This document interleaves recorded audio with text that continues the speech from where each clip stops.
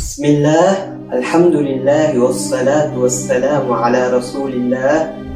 அன்புக்குரியவர்களே, ஒரு முறை நபி ஸல்லல்லாஹு அலைஹி வஸல்லம் அவர்கள் சஹாபா பெருமக்களுடன் இரு கபறுகளுக்கு அருகாமையால் சென்று கொண்டிருக்கின்றார்கள்.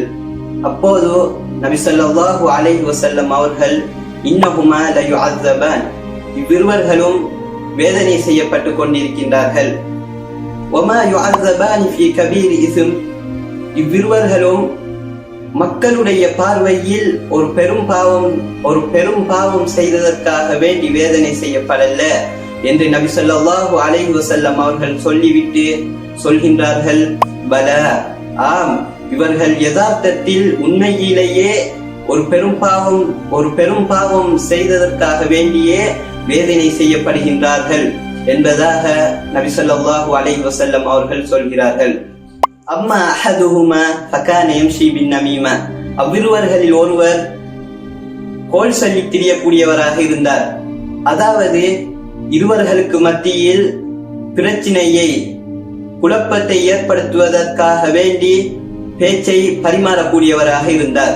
வஅம்மல் ஆஃபரு ஃபகான லா யஸ்ததிரு மினல் பௌல், மற்றவர் சிறுநீர் கழித்துவிட்டு சரியான முறையில் சுத்தம் செய்யாதவராக இருந்தார் என்பதாக நபி ஸல்லல்லாஹு அலைஹி வஸல்லம் அவர்கள் சொல்கிறார்கள்.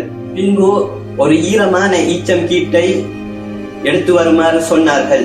அதை இரண்டாக பிளந்து இரு கபறுகளிலும் நட்டிவிட்டு சொன்னார்கள் ஸல்லல்லாஹு அலைஹி வஸல்லம் அவர்கள், லஅல்லஹு யுகஃபஃபு அன்ஹுமா மா லம் யபஸா, இவ்விரண்டும் காயும் வரை இவ்விருவர்களுடைய வேதனைகள் குறைக்கப்படலாம் என்பதாக சொன்னார்கள்.